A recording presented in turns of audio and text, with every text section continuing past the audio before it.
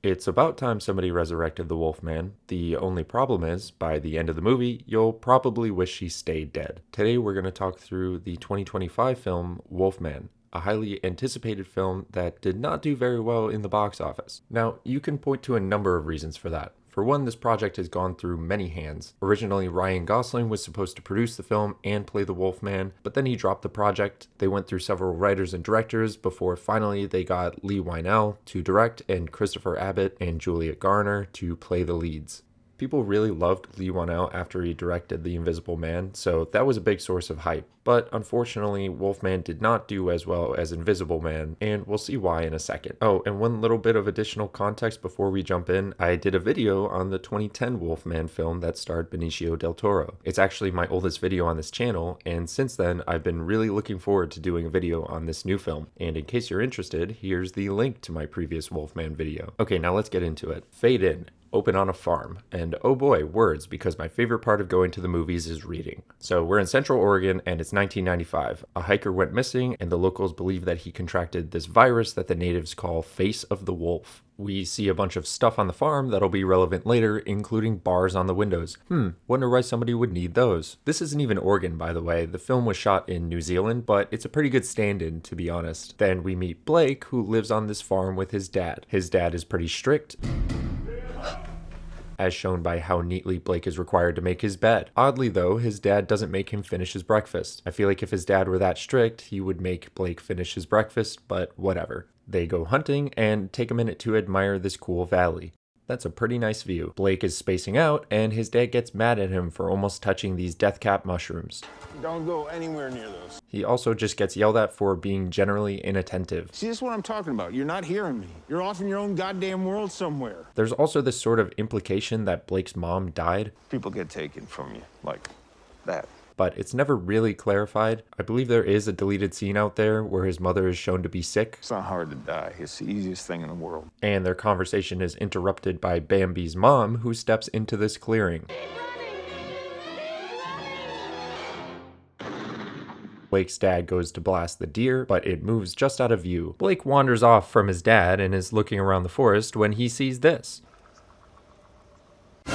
So either this is the Wolfman, or this is just some raggedy-looking fella out on a stroll in the remote wilderness. Who knows? But rather than keeping an eye on it, Blake looks away and it's gone. Then Blake's dad pulls up and starts yelling at him. You know you need to stay near me. But now it's clear that they're being stalked. The boys hide in this deer blind, and the creature slowly climbs the ladder. We see its breath above the door, then it sneaks around the back where we see its breath again. Fortunately, that deer is still around, and it distracts the creature. Then Blake's dad takes a shot and misses as the thing runs away. So this was one of the more suspenseful scenes of the movie, but nothing really happened at the end of this. Be prepared, the movie's not going to get much better. Later that night, Blake overhears his dad talking on the radio with this guy, Dan, who lives nearby. That hiker, the face of the wolf. They're both aware of the creature, and Blake's dad really wants to go find it and kill it, but Dan isn't very enthusiastic about that idea. We also see these notes that Blake's dad has been taking. Stands on two legs, able to climb deer blind. One other important thing is that they show that Blake's dad has a tattoo on his arm, and it says his last name Lovell. 30 years later, it's 2025, and Blake lives in San Francisco. By the way, I enjoy when they find a child actor that looks fairly like the main character. I mean, I think they did a pretty good job here. Blake is walking with his daughter Ginger after they went to the Exploratorium, which is a cool science museum in San Francisco where they also happen to have this big model of the moon. Anyways, she's asking for ice cream and starts walking on this construction barrier. Then she jumps down and encounters a normal San Francisco man.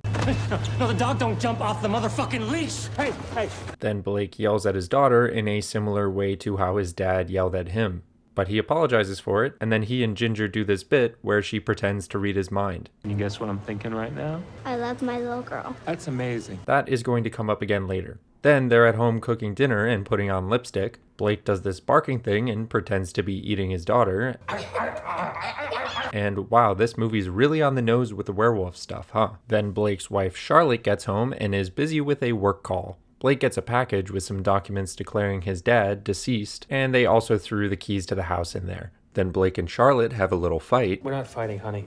We're having a spirited exchange. My mistake, my mistake. Blake and Charlotte have a spirited exchange. Then they have a little chat about how Blake's dad is now officially deceased, and we get some more exposition about how Blake moved away and broke contact with his dad at a pretty young age. The next day, Blake goes to Charlotte's office where he sits outside like a weirdo and waits for her to come out of the building. They sit down on the steps and have a laughably awkward conversation that makes you want to bump this film up to 2 times speed. I just want us to enjoy each other.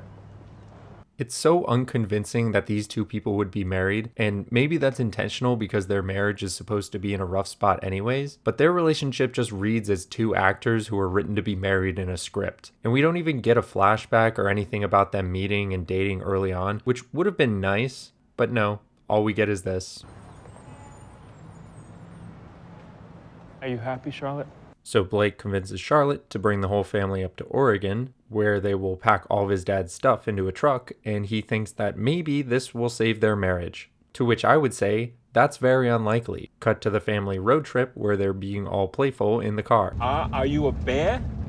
No. Are you a dog? Fun and games, everyone. It's all fun and games. And by the way, Blake is not a very attentive driver. Oh, you are a cheater. You know what? Look at it. Daddy, You know what's coming? Daddy, stop! No, Mommy, Just kidding, he doesn't crash the truck. They pull up to a driveway and Blake realizes that he's lost. And of course nobody has cell service because why would they in the year 2025? Then Ginger sees somebody watching them from this deer blind. Ooh, spooky. And the spooky figure turns out to be somebody Blake actually knows. Remember Dan, the guy on the radio? Well, this is Dan's son, Derek. Derek points out that they're at his driveway and that Blake's dad's house is still further away. Apparently they have to take a detour to get there, so Derek gets in the car to help Blake navigate. A little ways into the drive, Derek starts being off-putting. I bet you look at them every day and wonder how you got so lucky to have such a smart and beautiful family. Then we learn that Blake is an unemployed writer. I'm a writer. I'm between jobs right now, though. I'll be honest, I'm a little bit tired of this common backstory of kid from the middle of nowhere goes to the big city and becomes a writer. Anyways, fun and games are over. Let's get into some action. Ah, there's a werewolf standing in the middle of the road. Time to jerk the wheel and nearly kill my whole family. Yeah, you remember when I said he didn't crash the truck? Well, I was lying.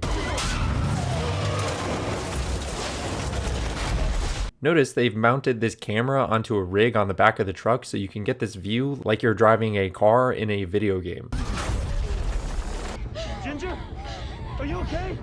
Charlotte, are you okay? Oh sure, he checks to see that Ginger and Charlotte are okay, but what about Derek, man? Am I the only one who cares about Derek? Derek, are you okay? Oh, now he checks to see if Derek's okay. But it seems that in the meantime, Derek has decided to open this door so he could fall 20 feet onto the forest floor. Ouch. But it looks like he's still rolling around though, so maybe Derek's alright. So the plan for Blake becomes to have him and his family climb out of the truck. But now we hear the werewolf coming. And Blake decides to close this door like that's gonna do something. Then the werewolf high-fives the window and shatters it.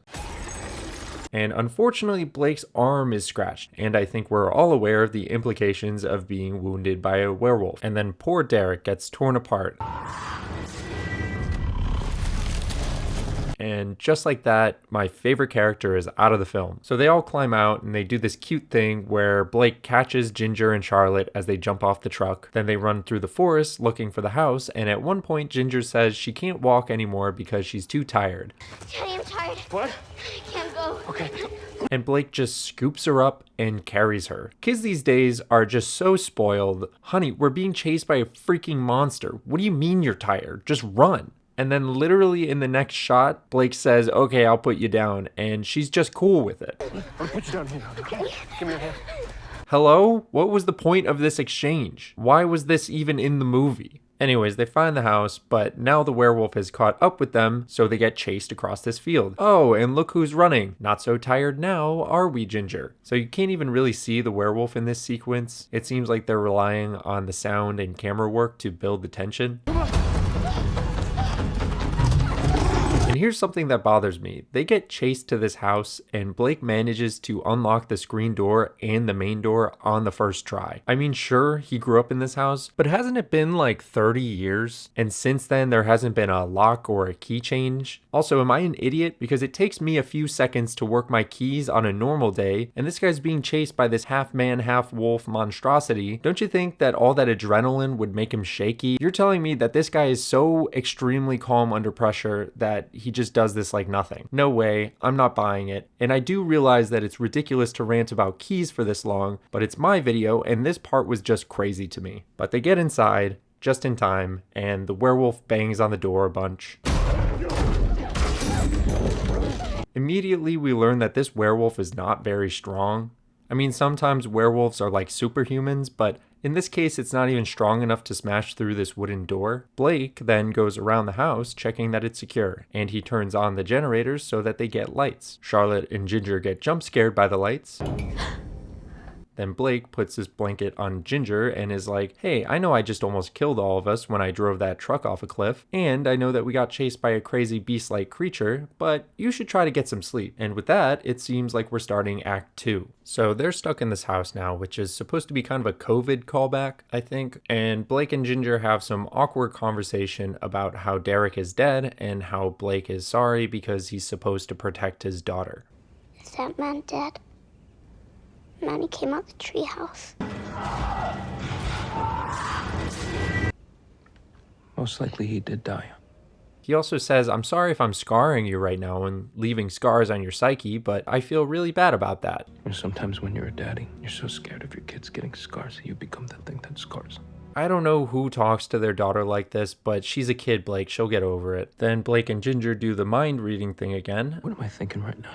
I love my little girl. That's incredible. And I think that this is in here to sort of emphasize their father-daughter connection, and it's going to develop a bit along with the movie. Charlotte asks Blake what was chasing them. I know, it sounded like an animal. I swear to God, it was standing up on 2 feet, like a person. Then Blake awkwardly puts this bookshelf in front of the door.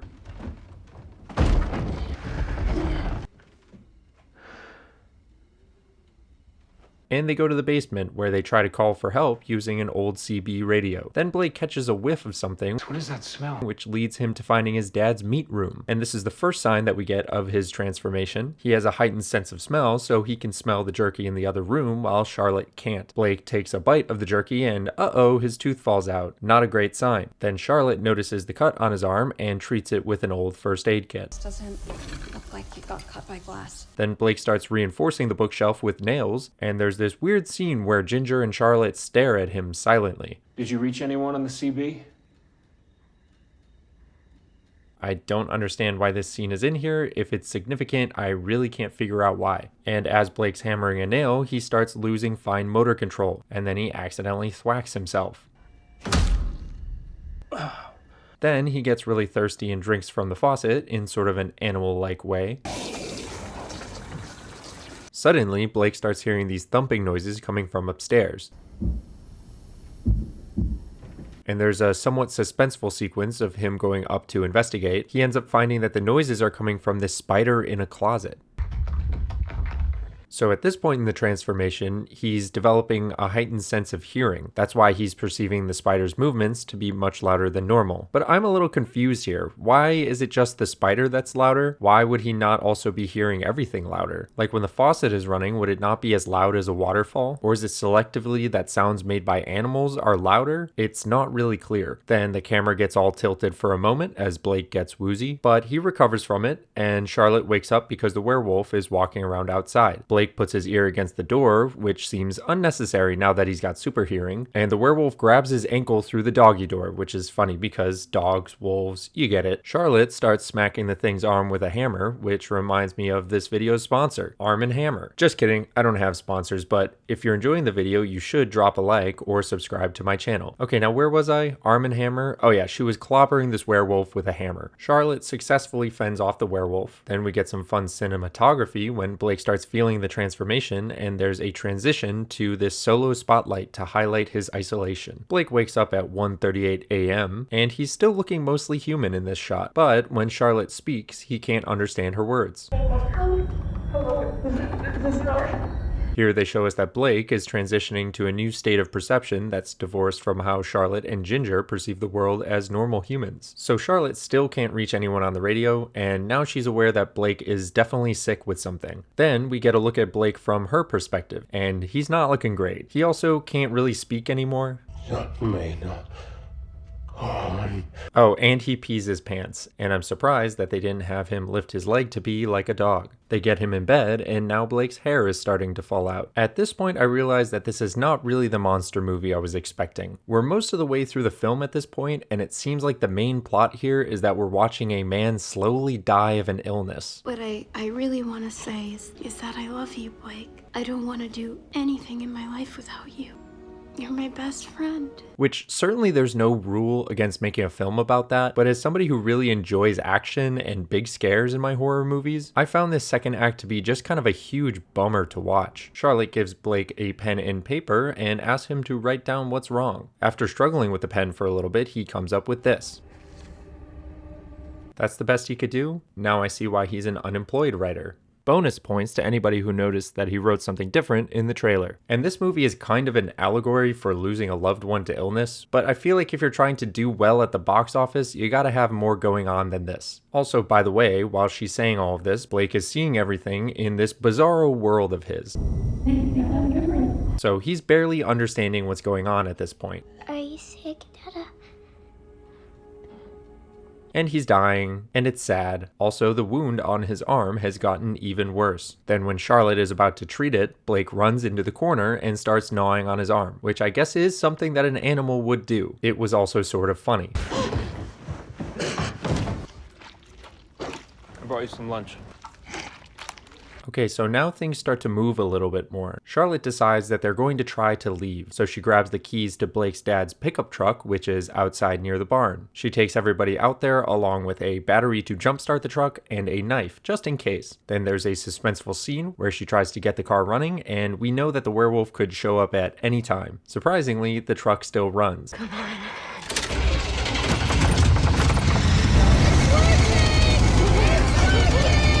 But as soon as they're all in the car and ready to go, she flips on the windshield wipers and oh, there he is just chilling on the hood of the truck. And this is our first good look at the werewolf. He's pretty human-like, and he's got some fangs and some deformity to his face. He starts attacking them through the windshield and breaks off the column shifter, so there's no way Charlotte could put the truck in drive. So she starts trying to fight him with a knife. Then the family escapes from the truck because silly Mr. Wolfman got his arm stuck in the windshield. But eventually he gets free and starts running at them. But it definitely looks like if a normal guy were to run on all fours. And truly, it looks a lot slower than if you were to just sprint on two legs. Charlotte, Ginger, and Blake climb onto this greenhouse that's basically just a tarp wrapped around a frame. And they pull the ladder up so they're just out of reach from the werewolf. This part seems like it was written in as an excuse to get sick crane shots. There are some shots of the staples falling out, so we know that this greenhouse could collapse at any time. So the wolf guy starts jumping at them, and at first is not very close. Gotta work on that vertical, big guy. But eventually he starts getting closer and scratches the tarp. So the Wolfman must not be very intelligent because he's jumping at them rather than destroying the foundation of the structure, which would cause them to fall where he can kill them. Then Blake realizes that he has to do something. So he gestures to tell his family to run back to the house. And then he goes YOLO mode and jumps off the greenhouse and runs into the forest. So the plan works. The Wolfman chases Blake into the forest and Charlotte and Ginger go back to the house. And annoyingly, Charlotte is able to figure out the keys without any issues. Then we hear some wolf-on-wolf action in the forest. And Ginger gets all mad for a minute because she's an annoying kid. You left him! He's gonna get hurt! He's gonna die in his neck! Then we hear someone outside, and it's Blake waiting at the door like a good doggy. So they let him in, which is a questionable decision, but fine, whatever, they still love him and want to try to save him. Notice Blake is walking different now. An interesting detail is that Christopher Abbott, the actor who plays Blake, said he watched hours of YouTube videos about wolves so he could do a better job moving around like a wolf. And then there's another sad moment where Ginger tries to do the mind-reading thing. Daddy? Daddy? Daddy?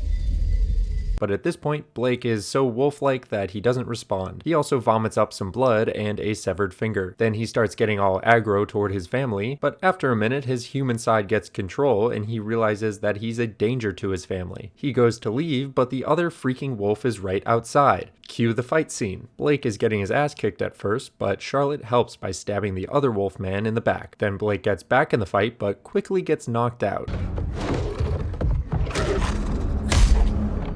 You got knocked the fuck out! Then Charlotte comes back with a fire poker and smacks him a couple times. But the Wolfman figures it out and learns that he gets invincibility frames when he dodges. But it's too late because Blake is back in the fight and finishes things off by butting the other Wolfman's throat out. After the fight is over, Blake sees the tattoo on the Wolfman and realizes that the other wolf is actually his dad. This, I'm sure, is not very surprising for most of you because the only explanation that was provided is that Blake's dad went missing. But that does leave the question, I guess, of where the original Wolfman went. The hiker that was infected when Blake was a kid. Are we to believe that Blake's dad killed the Wolfman and got injured in the process, causing him to turn? Or did he just end up injured in the encounter and the other wolf is still out there? Also, could Dan, Derek's dad, be a Wolfman now too? To be honest, this reveal raises more questions than it answers. And some of my astute viewers might remember that in the 2010 Wolfman, there was also a big reveal that the main character's father is a werewolf. It's crazy to me that both of these werewolf movies had basically the same reveal. Following the event, Blake again decides that he's too dangerous to be around his family and goes outside. Then he falls into the grass and continues his transformation. And then he gives his first howl. And we're only almost done with the movie. Charlotte and Ginger have a little chat, but then the lights go out. So now Blake is basically hunting his own family. And unlike his dad, he's still a little bit smart, so he's able to sneak into the house. You can see him here in the background sneaking around. Then he's just sort of hanging out behind Ginger, and naturally both Charlotte and Ginger freak out. But Blake really doesn't seem interested in killing them. He's sort of hanging out next to them like he's their family pet. But obviously Charlotte and Ginger are freaked out by this, and so Charlotte slashes him with a knife, and then they run away. They run to the barn, and Charlotte locks the door behind them. Blake chases them, and again, does what a dog would do, and he starts digging under the door, which is pretty funny. And he's still not really interested in killing his family. He just seems to like hanging out near them. So he stands in the shadow and watches them with his night vision while they just sit there afraid. But then Blake steps in a bear trap. Actually, how did that bear trap get there? Did Charlotte set that bear trap? They show her earlier kind of messing around with some chains, but it's kind of unclear. I suppose it's pretty unlikely that that bear trap was just randomly there and that Charlotte and Ginger managed to avoid it in the dark. Again, Charlotte and Ginger run away, and at this point it's just feeling like a bunch of pointless running around.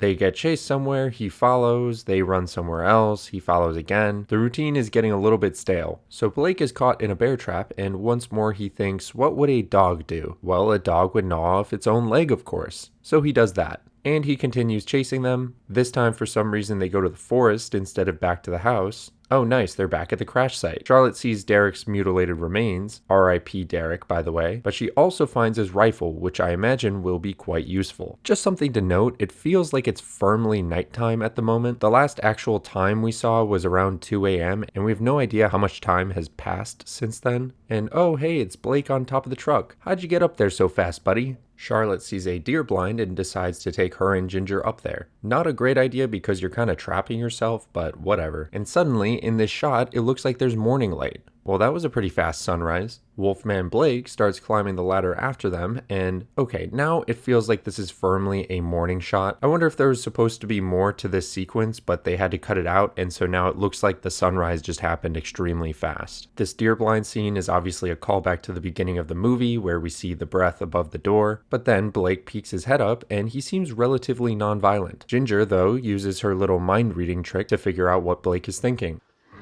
He wants this to be over. Charlotte can't seem to bring herself to shoot him, so Blake gets a little bit aggressive and she blows him away. Then they go down and they comfort him a little bit as he dies. So Ginger and Charlotte leave, and then we get a look at how incredibly high-waisted Charlotte's jeans are. The two stand there and admire this really cool valley from the beginning of the movie and think about all the messed up stuff that just happened. That's it, the end. And if you're anything like me, you're probably saying, well, that happened. They tried to go a different direction with this movie, so rather than having a superhuman monster jumping across London rooftops during the full moon, they instead make it more like a real disease and have a very contained environment in the middle of nowhere on this farm. But unfortunately, that didn't make for a very commercially successful film. The release of the film was so disappointing that Jason Blum even tweeted about it. Plus, the creature design wasn't that great. They didn't give us very many good scares. So now, after flops for this film and the 2010 film, it almost feels like werewolf movies are cursed now, which is a shame because it means folks probably won't want to make more of them anytime soon. But hey, I'm still hopeful that we could get some good monster movies. We just have to wait and see. Again, thanks for watching. Make sure to subscribe if you liked the video. And remember, if you see a werewolf in the middle of the road, keep calm and try not to drive off a cliff.